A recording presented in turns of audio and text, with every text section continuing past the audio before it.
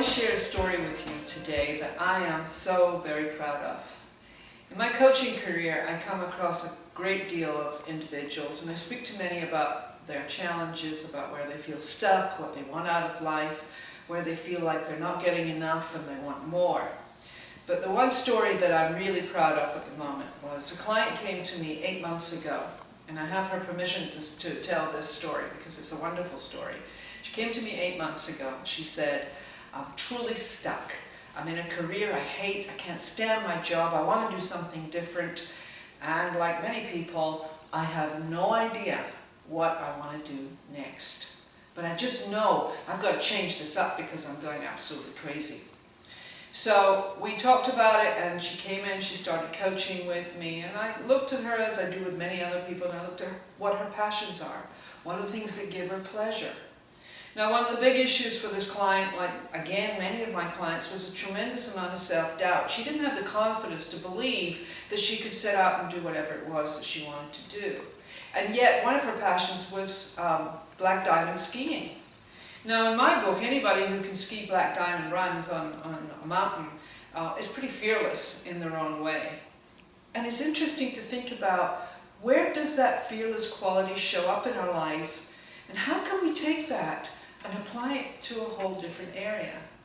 So for this particular client, it was really about, how can I take my fearless quality and bump up my expectations for myself? Well, after about 3-4 months of coaching, where we really were working on her self-esteem and her confidence level, she was able to say that she always loved travel, but she'd never done enough of it. When she was 23 years old, she'd gone off on a European vacation after college and had a really fabulous time for 6 months, and was determined to go back and do some more. But of course, she got into corporate life like so many people do, and that was that. So here she is in her mid-40s going, there has to be something more. And trust me, I know about the 40s because I did the same thing myself. So we started to explore this travel idea. Well, lo and behold, within a very short space of time, she'd made up her mind that she wanted to do a 6-month round-the-world trip.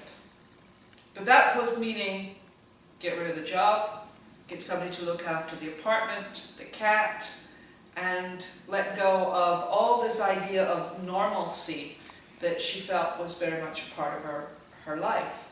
Now, you've heard me say in the past this great quote that says the quality of our life is determined by how much uncertainty we can comfortably live with. And in her case, the uncertainty principle, if you like, was something that she really did struggle with. The security would be gone. What would she do when she came back?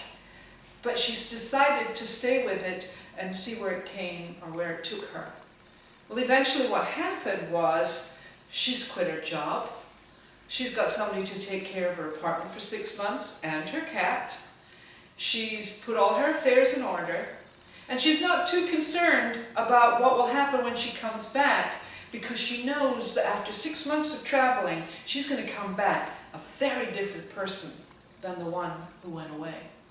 Because that's just how it is. And as someone who's a global nomad who spent a lot of years living in different places, including America, because this is foreign territory for me, it's a huge thing when people show up to their fears and take that next step. So I wanted, for those who are watching this particular video, I want to be able to say to you, if you have dreams of doing something magnificent in your life, look at what it is that's holding you back, because this client really felt the insecurity. She really was terribly afraid that this was not going to be working out for her. She had many what-if scenarios that were in the negative. And then we reframed it, and we got into the what-ifs of something really absolutely amazing happening. So I want you to think today about, where in your life do you hold back? Where in your life do you not show up for the potential of what it is that you want? And take the story of this client as an example of everything that's possible, because you too can live your dreams. This is Jacqueline Wales of Fearlessly Speaking.